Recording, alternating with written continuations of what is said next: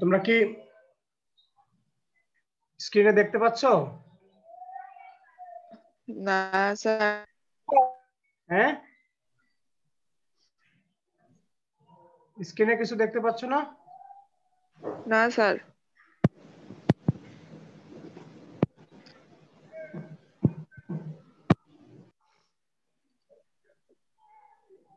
এবার দেখতে পাচ্ছ? জি স্যার। আচ্ছা, তোমাদের ওই যে আজকে হলো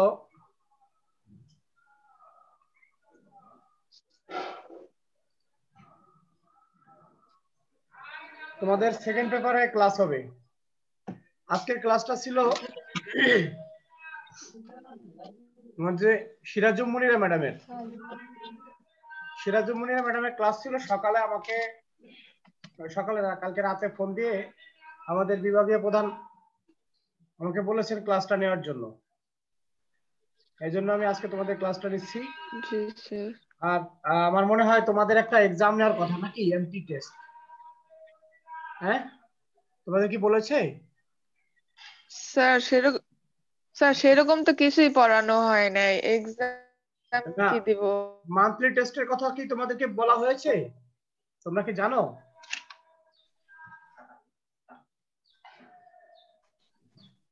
মান্থলি টেস্টের কথা কি কোনো মানে নির্দেশনা আসছে কিনা?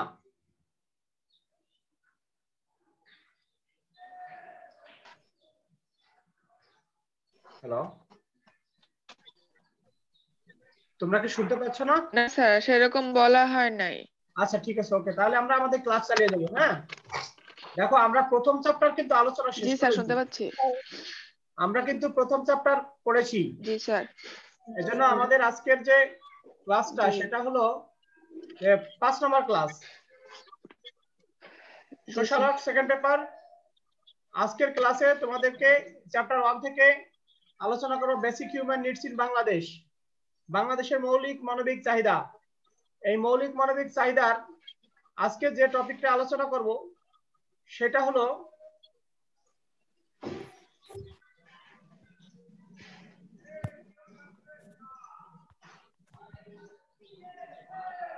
সৃজনশীল প্রশ্ন।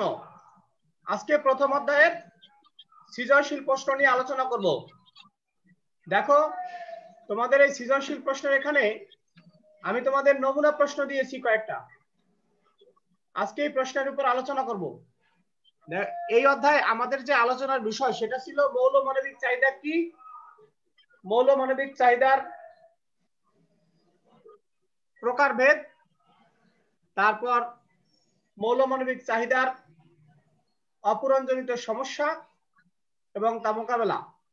এই বিষয়গুলো নিয়ে আমরা আলোচনা করেছি। অর্থাৎ আমাদের এই অধ্যায়ের যে আলোচনার বিষয়, সেই আলোচনার যে মূল বিষয়গুলো ছিল সেইগুলো হচ্ছে বাংলাদেশে মৌল মানবিক চাহিদার ধারণা, মৌলমানবিক, তারপরে হচ্ছে মৌলমানবিক চাহিদাগুলো, আর হচ্ছে বাংলাদেশের মৌলিক মানবিক চাহিদার অপূরণজনিত সমস্যা এবং মৌলিক মানবিক চাহিদা পূরণের অন্তরায়। এগুলো কিন্তু আমি আলোচনা করেছি তোমাদের। এই জন্য আজকে তোমাদেরকে আলোচনা করব হচ্ছে সৃজনশীল প্রশ্ন নিয়ে। তো আমরা প্রথমে সৃজনশীল প্রশ্নের বহু নির্বাচনী যে এমসিকিউ টাইপ, সেই এমসিকিউ টাইপের মধ্যে আমরা দেখি যে প্রথম যে প্রশ্নটা দেওয়া আছে, দেখো তোমরা স্ক্রিনে দেখতে পাচ্ছ? জি স্যার। আচ্ছা, স্ক্রিনে দেখো, প্রথম প্রশ্ন দেওয়া আছে নিচের কোনটি মৌল চাহিদা। তোমরা একটু খেয়াল করবা, আমাদের এই অধ্যায় কিন্তু মৌল মানবিক দুটো বিষয় এখানে, মৌলিক এবং মানবিক, সংক্ষেপে আমরা বলি মৌল মানবিক, তাই না? তো এই যে মৌল মানবিকের আমরা যে মৌল শব্দটা ব্যবহার করি অর্থাৎ মৌলিক, এখানে নিচের প্রশ্নটার দিকে একটু খেয়াল করো যে নিচের কোনটি মৌল মানবিক চাহিদা? ধর্ম, শিক্ষা, আশ্রয়, ঘুম। তোমাদের কাছে কোনটা মনে হয় বলো তো? স্যার শিক্ষা। শিক্ষা। আর কে? লাবণী? লাবণী, শিক্ষা। শিক্ষা। আচ্ছা, আর কেউ আছো?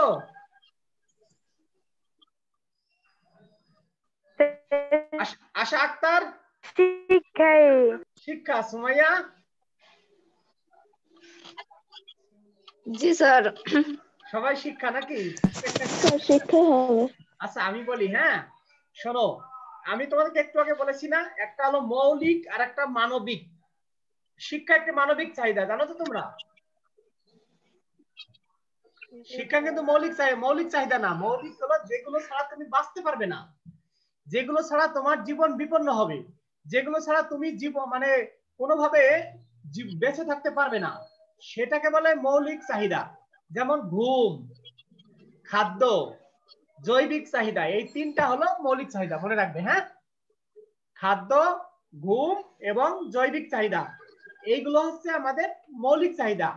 আর শিক্ষা, তারপরে বাসস্থান, চিত্ত বিনোদন, তারপরে পোশাক বা এই, ঠিক আছে, এগুলো হচ্ছে আমাদের মানবিক চাহিদা, মনে রাখতে হবে। ঠিক আছে, এটা মনে রাখবে। জি স্যার। দুটাকে মানে দুটাকে কিন্তু ভুলাই ফেলবা না। হ্যাঁ, একটা হলো মৌলিক, যেটা ছাড়া আমাদের জীবন বাঁচবে না, যেটা ছাড়া আমরা হয়তো কয়েকদিন বেঁচে থাকতে পারি কিন্তু পার্মানেন্টলি বেঁচে থাকতে পারবো না। খাদ্য, যেমন খাবার না খেয়ে কিন্তু আমরা কয়েকদিন বাঁচতে পারি, কিন্তু স্থায়ীভাবে আমাদের বেঁচে থাকা সম্ভব নয়। এই জন্য খাদ্য হচ্ছে মৌলিক চাহিদা, ঘুম হচ্ছে মৌলিক চাহিদা এবং জৈবিক চাহিদা, এইগুলো হচ্ছে আমাদের মৌলিক চাহিদা। ঠিক আছে, আর অন্যগুলো হচ্ছে মানবিক চাহিদা।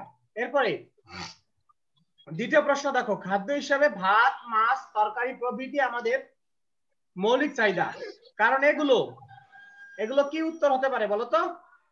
খাদ্য হিসেবে ভাত, মাছ, তরকারি প্রভৃতি আমাদের মৌলিক চাহিদা, কারণ এগুলো বেঁচে থাকার জন্য অপরিহার্য উপাদান। প্রাণী মাত্রই এগুলো খেতে হয়। রোগ প্রতিরোধ ক্ষমতা প্রতিরোধক প্রত্যেককেই এগুলো সংগ্রহ করতে হয়। কোনটা বলতো? বেঁচে থাকার জন্য এগুলো অপরিহার্য। ক নাম্বার? ঠিক আছে, বেঁচে থাকার জন্য এগুলো অপরিহার্য। খাদ্য কি বেঁচে থাকার জন্য অপরিহার্য না? এরপরে বাংলাদেশের জনসংখ্যা প্রকৃতি ও ত্রুটিপূর্ণ। বাংলাদেশের জনসংখ্যার প্রকৃতি ত্রুটিপূর্ণ, এ বিবৃতির সাথে নিচের কোন যুক্তিটি সামঞ্জস্যপূর্ণ? বাংলাদেশের জনসংখ্যার প্রকৃতি ত্রুটিপূর্ণ।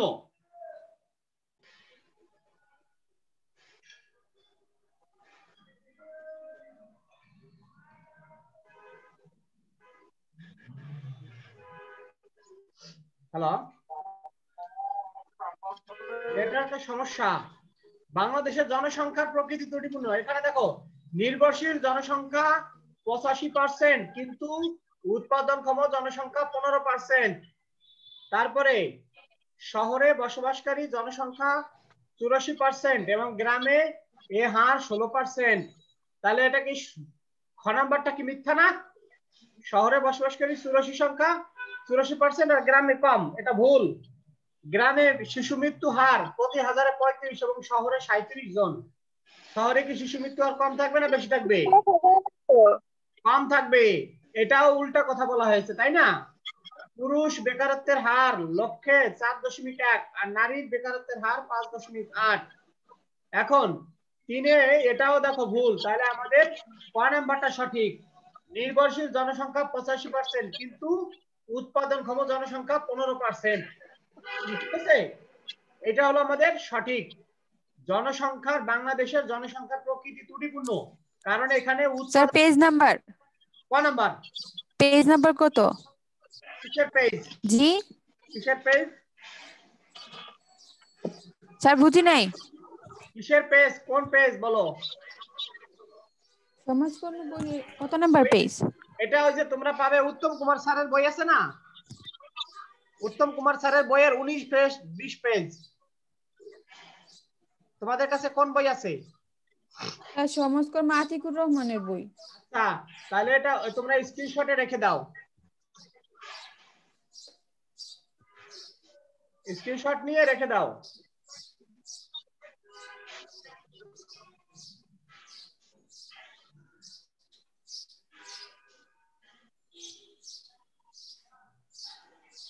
তারপরে দেখো,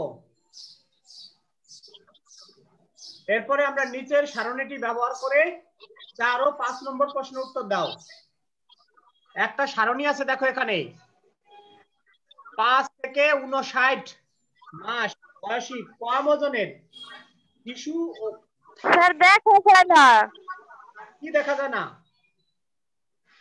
ওই যে আপনি যা পড়াচ্ছেন তা কিছুই দেখা যাচ্ছে না, শুধু আপনারই ছবি আসতেছে।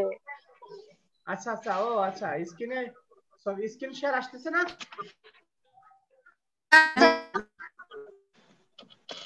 আচ্ছা দাঁড়াও দেখছি।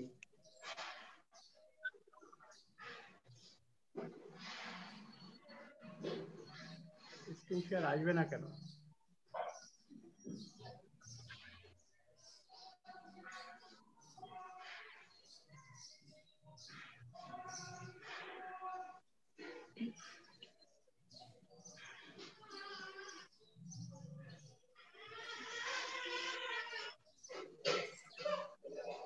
এবার আসছে? হ্যাঁ জি স্যার। স্যার। আচ্ছা দেখো, এখন এখানে দেখো একটা প্রশ্ন তোমাদেরকে দিয়েছি, সেটা হলো যে আহ,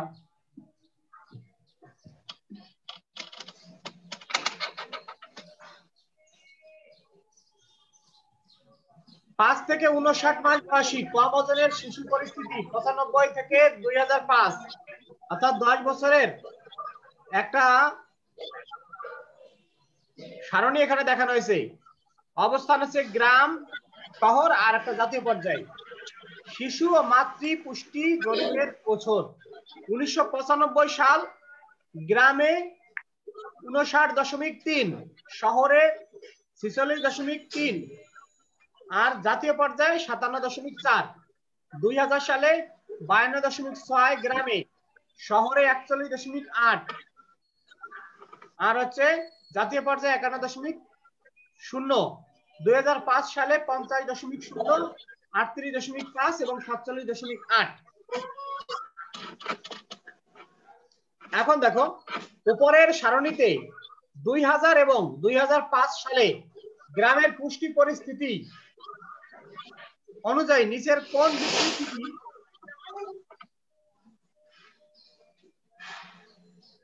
সঠিক? দেখো এখানে আছে কম ওজনের শিশু সংখ্যা প্রায় স্থিতিশীল, কম ওজনের শিশু সংখ্যা ক্রম বৃদ্ধি ঘটছে, কম ওজনের শিশুর সংখ্যা ক্রম হ্রাসমান, কম ওজনের শিশু হারে স্বাভাবিক পরিস্থিতি বিরাজ করছে। কোনটা সঠিক বলে মনে হয় বলো? 4 গ দেখছো, কম ওজনের শিশুর সংখ্যা ক্রম হ্রাসমান, ধীরে ধীরে কম ওজনের শিশু কমছে না? কম জি ওজনের স্যার। শিশু কমতেছে, 59 ছিল, 52 ছিল, তারপরে 50 নেমে আসছে, 46 ছিল এক গ্রামে, সরি শহরে 46 ছিল, তারপরে 41 হলো, তারপরে 2005 সালে 38 আসলো, জাতীয় পর্যায়ে 57 ছিল, 51 হলো, তারপরে 47 হলো, তাহলে কমতেছে না? এই জন্য জি স্যার। গ নাম্বার সঠিক, কম ওজনের শিশুর সংখ্যা ক্রম হ্রাসমান, ধীরে ধীরে কমছে। এবার 5 নম্বরে চলে যাও। উপরের সারণীতে গ্রাম ও শহরের তুলনা এবং জাতীয় পুষ্টি পরিস্থিতি বিশ্লেষণে যে বিবৃতি যথোপযুক্ত তা হলো: 1, গ্রাম ও শহর ভেদে কম ওজনের অপুষ্টি শিশুর হার ক্রম হ্রাসমান, শহরের চেয়ে গ্রামে কম ওজনের অপুষ্টি শিশুর হার ক্রম বৃদ্ধি ঘটছে, শহরের চেয়ে গ্রামে কম ওজনের অপুষ্টির শিশু হার ক্রম হ্রাসমান। দেখো এখানে তোমার পাশের কোনটা সঠিক বলে মনে হয়? 1 এবং 3। 1 নম্বর এবং 3 নম্বর, গ্রাম ও শহর ক ভেদে নাম্বার। কম ওজনের অপুষ্টি শিশুর হার ক্রম হ্রাসমান, আর 3 নম্বরে শহরের চেয়ে গ্রামে কম ওজনের অপুষ্টি শিশুর হার ক্রম হ্রাসমান। অর্থাৎ এই যে খ নাম্বারটা দেখছো, খ নাম্বারটা সঠিক। জি ওকে, স্যার। ক্লিয়ার? পরে আমরা চলে যাব আমাদের জি। সৃজনশীল প্রশ্নে। আজকে আমাদের সৃজনশীল প্রশ্ন আছে 3টা। 3টা থেকে আমরা যদি একটা আলোচনা করতে পারি, বাকি 2টা পরের ক্লাসে অথবা আমরা তোমাদেরকে সলভ করার জন্য বলবো। আচ্ছা দেখো এখানে তোমরা কি স্ক্রিনে এটা যেটা দিয়েছি এটা পড়তে পারছো তো তোমাদের মোবাইলে? স্যার বোঝা যাচ্ছে কম। কম বোঝা যাচ্ছে? জি স্যার। বই থেকে দেওয়া তো এই জন্য, বুঝছো, এটা লিখতে গেলে অনেক সময় দরকার হয়। ম্যাডাম আমাকে রাতে মানে ঘুমানোর সময় বলছে তো ওই সময় আমি কিভাবে স্লাইড তৈরি করবো বুঝছো? এত অল্প সময়ে আমার স্লাইড তৈরি করা সম্ভব? এগুলো লিখতে তো অনেক সময় দরকার আমার কাছে, বুঝছো? যার কারণে পরে আমি চিন্তা করলাম তাহলে বই থেকে এগুলো দিয়ে দিই, কারণ আমি এগুলো তো আলোচনা করবোই, আর ওদের কাছে তো বই আছেই।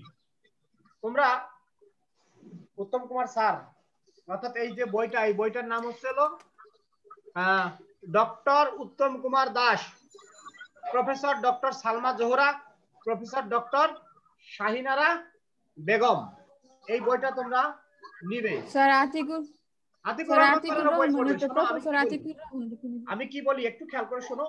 তোমাদের একটা বই পড়লে তো হবে না, বুঝছো? এখন তোমাদের অবজেক্টিভ আছে, একটা বই পড়ে তোমরা কি করবে? একটা বই পড়বা, দেখবা যে তোমাদের একটা বই পড়তে গেলে তোমরা নিজেরাই ঝামেলায় পড়বা, বুঝছো? তখন দেখো যে অবজেক্টিভ অনেক কিছু তোমাদের ই থেকে যাবে, বুঝছো? অজানা থেকে যাবে।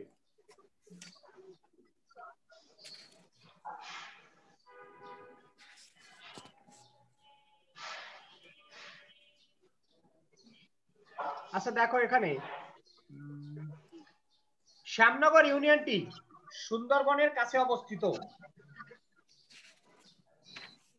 আর তোমরা তো সবাই এখন লাইনে আছো, শোনো তোমরা যে কোনো একজন, হ্যাঁ, আজকের যে পার্টিসিপেশনের ই আছে না, পার্টিসিপেন্টস দেখছো?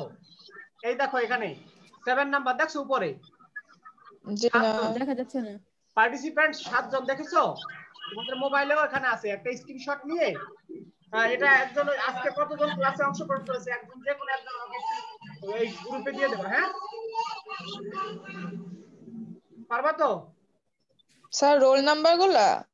না রোল নাম্বার না, উপরে দেখছো ওই যে তোমাদের মোবাইলের উপরে দেখবা একটা ইয়া, উপরে অথবা নিচের দিকে দেখবা ই আছে, বিভিন্ন মিউট আছে, স্টপ ভিডিও আছে, সিকিউরিটি আছে, পার্টিসিপেন্টস আছে। এই পার্টিসিপেন্টে ঢুকে তুমি দেখো ওখানে কয়জন আজকে ক্লাস করতেছে, ওটা একটা স্ক্রিনশট নিয়ে রাখবা, হ্যাঁ? স্যার এখানে তো দেখা যায়, কিছু তো দেখা যাচ্ছে না। তুমি ওখানে ক্লিক করলে ওখানে মানে ক্লিক করলেই দেখবা যে তোমার চলে আসছে। যেমন এই দেখো আমি ক্লিক করছি, ওই যে দেখো চলে আসছে, দেখা যাচ্ছে না? স্যার স্ক্রিনে কিছু দেখা যায় না।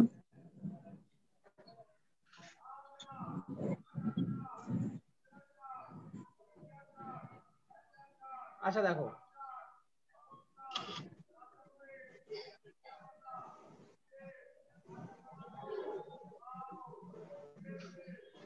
শ্যামনগর ইউনিয়নটি সুন্দরবনের কাছে অবস্থিত। মাছ ধরা এবং চিংড়ি ঘেরে কাজ করা এখানকার মানুষের প্রধান জীবিকা। তবে জীবিকা নির্বাহের এসব কাজে ঘের মালিক ও পাইকারদের দ্বারা তারা প্রায়শই প্রতারিত হয়, ফলে উপার্জিত আয়ে অধিকাংশ সময়েই তাদের অর্ধাহার ও অনাহারে দিনাতিপাত করতে হয়। তাছাড়া লবণাক্ততার কারণে এখানে ধান ও রবি শস্য উৎপাদন হয় না। এই ইউনিয়নে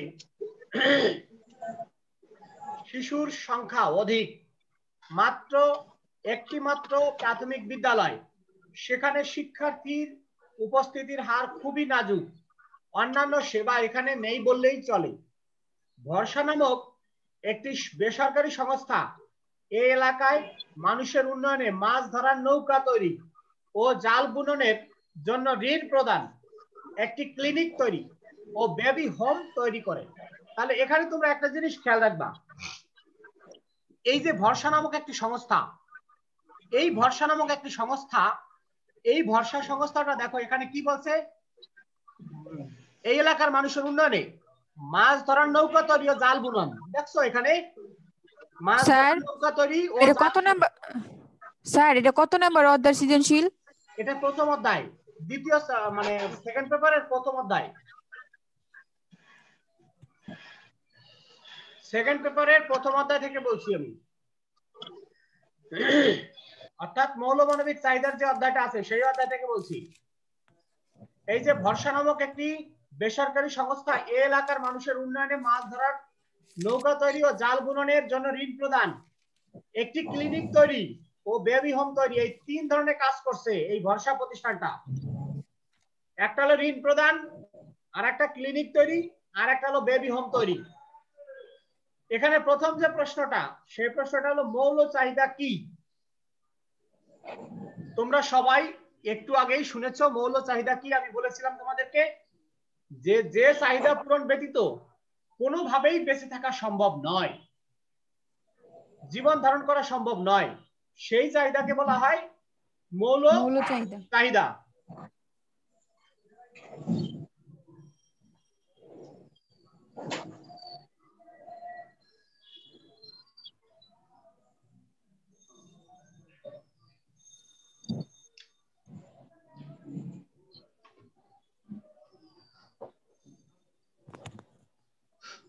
তাহলে যে চাহিদা ব্যতীত সমাজে কোনোভাবে বেঁচে থাকা সম্ভব নয়, মানে কোনোভাবে জীবন ধারণ করা সম্ভব নয়, সেই চাহিদাকে বলা হয় মৌল চাহিদা। অর্থাৎ আমাদের যে প্রাণীর অস্তিত্ব রক্ষার জন্য মৌল চাহিদা কিন্তু আবশ্যক। যদি তুমি বেঁচে থাকতে চাও, যদি তোমার দৈহিক বৃদ্ধি ঘটাতে চাও, হ্যাঁ, বিকাশ ঘটাতে চাও, তাহলে অবশ্যই মৌল চাহিদা পূরণ করতে হবে। মৌল চাহিদা পূরণ ব্যতীত কোনোভাবেই বেঁচে থাকা, শারীরিক বৃদ্ধি এবং বিকাশ সম্ভব নয়। অর্থাৎ যে চাহিদা আমাদের বেঁচে থাকতে দৈহিক বৃদ্ধি ও বিকাশ ঘটাতে সহায়তা করে, সেটাকে বলা হয় মৌল চাহিদা। খাদ্য কোন ধরনের মৌল চাহিদা বুঝিয়ে লেখো। খাদ্য তো অবশ্যই একটা মৌল চাহিদা। খাদ্য মৌল মানবিক চাহিদার মধ্যে অন্যতম এবং এটা একটা মৌল চাহিদা। কিন্তু কোন ধরনের মৌল চাহিদা? খাদ্য একটি সর্বজনীন এবং চিরন্তন মৌল চাহিদা। খাদ্য একটি সর্বজনীন এবং চিরন্তন মৌল চাহিদা, কারণ খাদ্য ছাড়া, খাদ্য কিন্তু সব শ্রেণীর, সকল দেশের সকল প্রাণী খাদ্য গ্রহণ করে থাকে, তাই না? এই জন্য এটা হলো সর্বজনীন। সর্বজনীন শব্দ অর্থ কি? অর্থাৎ সকল জায়গায় প্রযোজ্য, সকল ক্ষেত্রে প্রযোজ্য, সকল দেশে প্রযোজ্য, সকল সমাজে প্রযোজ্য, সকল প্রাণীর ক্ষেত্রে প্রযোজ্য এই খাদ্যটা। এই জন্য খাদ্য একটি সর্বজনীন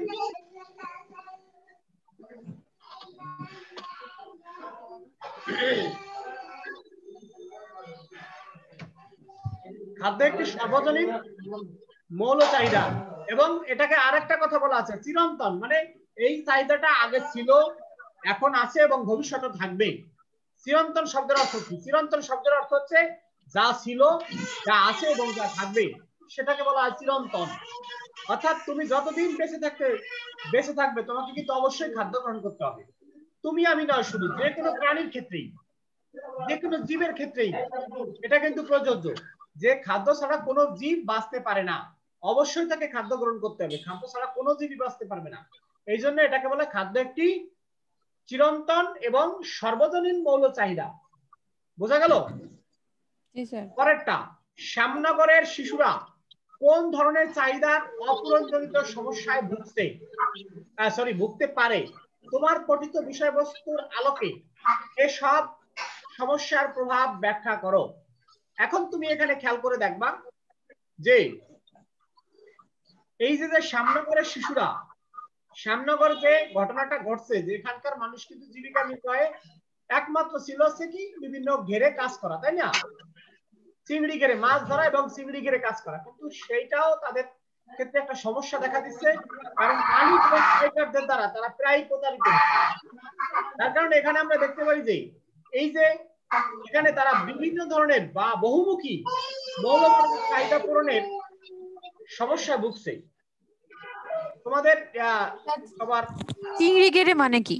চিংড়ি ঘেরে মানে বুঝো না, যেখানে মাছটা চিংড়ি চাষ করা হয়, চিংড়ি চাষ, সেই চিংড়ি চাষের যে পুকুর, সেটাকে বলা হয় চিংড়ি ঘের।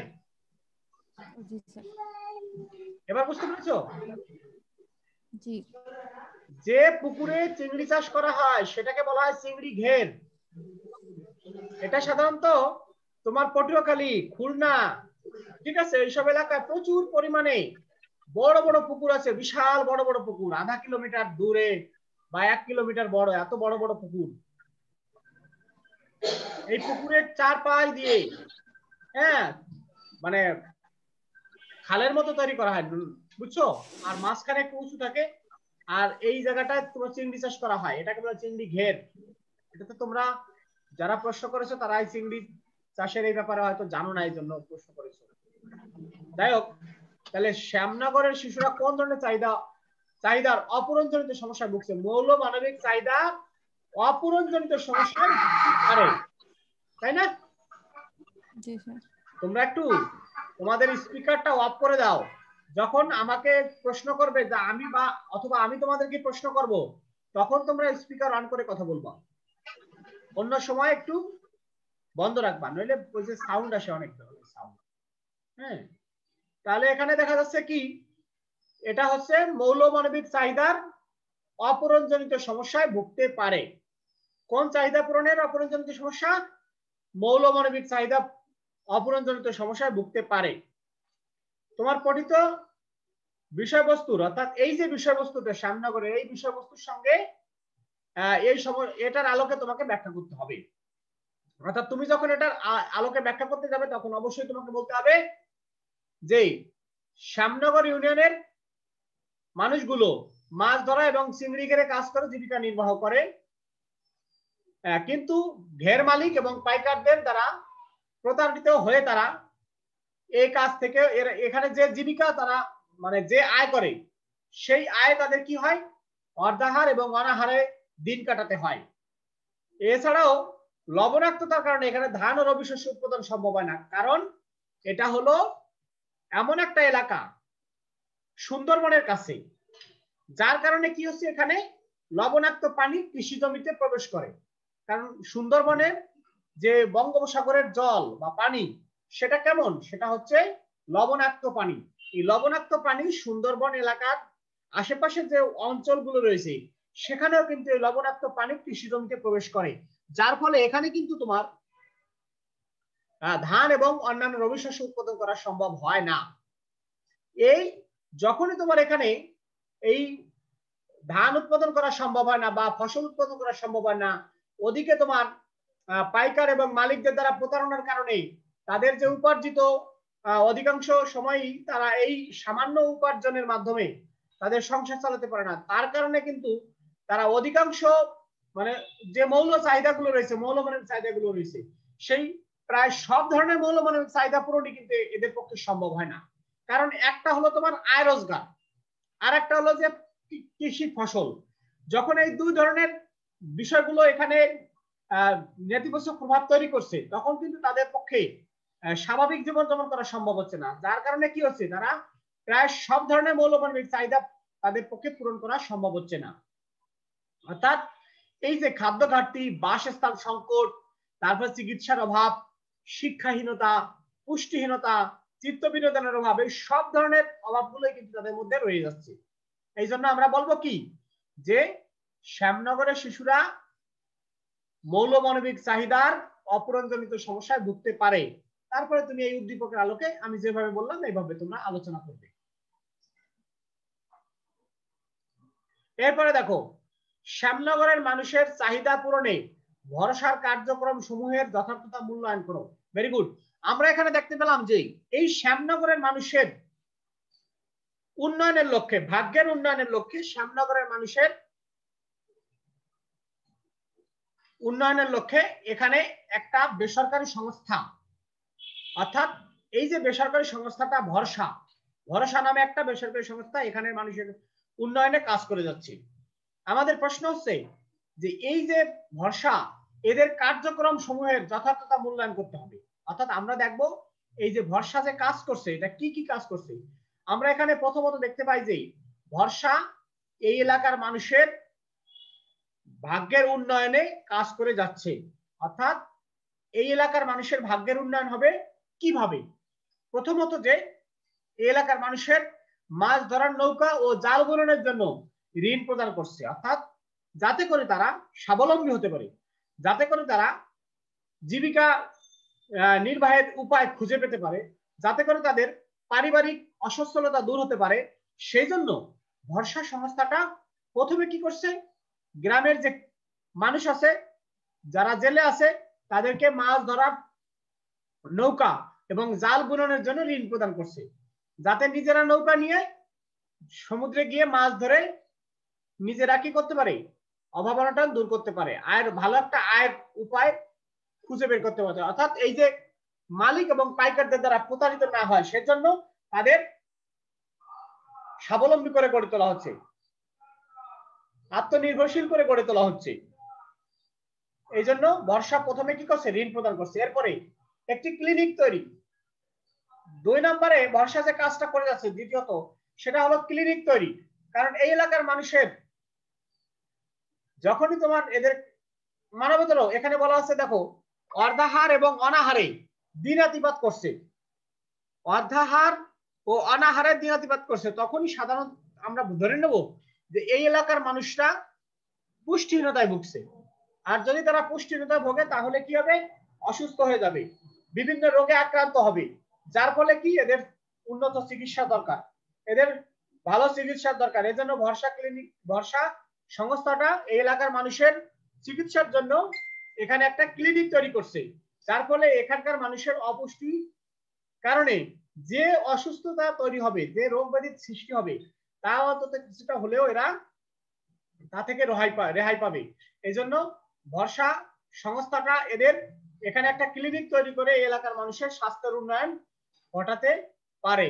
এরপরে আমরা বেবি হোম তৈরি।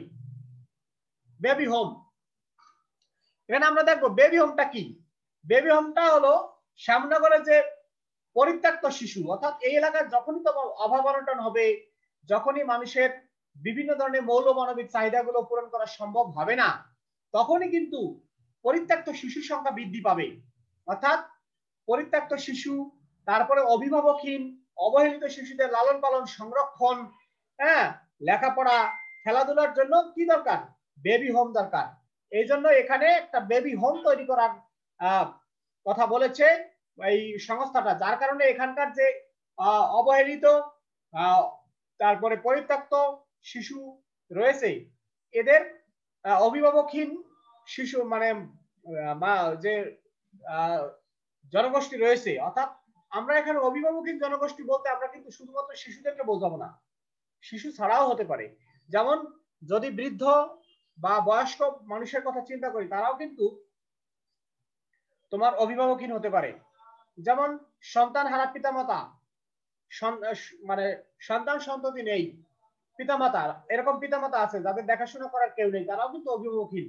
এই জন্য এই ধরনের শিশুদের বা বৃদ্ধদের দেখাশোনা করার জন্য কিন্তু যে উদ্যোগ গ্রহণ করেছে, সেটাও কিন্তু খুবই প্রশংসনীয়। এই জন্য এই ভরসা সংস্থাটা এই এলাকার মানুষের চাহিদা পূরণে যে কার্যক্রম গ্রহণ করেছে, যা তা এই এলাকার মানুষের ভাগ্যের উন্নয়নে অনেকাংশেই কাজ করছে, তাই না? ভাগ্যের উন্নয়নে অনেক গুরুত্বপূর্ণ ভূমিকা পালন করছে। এই হলো তোমাদের এই অধ্যায়ের যে প্রথম সৃজনশীল প্রশ্নটা। এছাড়া আরো 2টা সৃজনশীল প্রশ্ন আছে। তোমরা আসলে এই 2টা সৃজনশীল প্রশ্ন নিয়ে এখন আলোচনা করার সময় নেই, আর আমাদের হাতে আছে অল্প একটু সময়। এই জন্য আজকের এই যে প্রশ্নটা নিয়ে আলোচনা করলাম, বাকি 2টা প্রশ্ন নিয়ে আমি এর পরে ক্লাসে তোমাদের আলোচনা করব।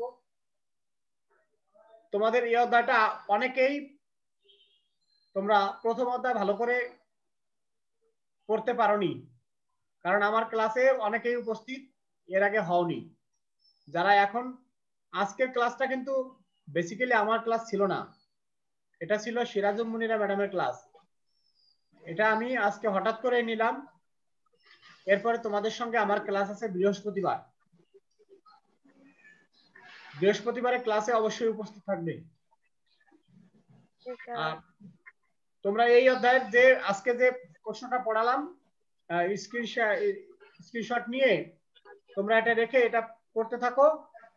আর তোমাদের আজকে যে মূল পড়াটা দিব, সেটা হলো যে এই অধ্যায়ের আতিকুর রহমান স্যারের বইয়ের সকল অবজেক্টিভ পড়বা তোমরা। বুঝতে পেরেছো? জি স্যার। আতিকুর রহমান স্যারের বই পড়ো, সমস্যা নাই, কিন্তু স্যারের বইয়ের প্রথম অধ্যায়ের প্রত্যেকটা লাইনে যেন তোমাদের দখল থাকে। প্রত্যেকটা লাইন থেকে যদি শর্ট কোশ্চেন হয়, ছোট ছোট প্রশ্ন হয়, তার অ্যান্সার যেন তোমরা করতে পারো।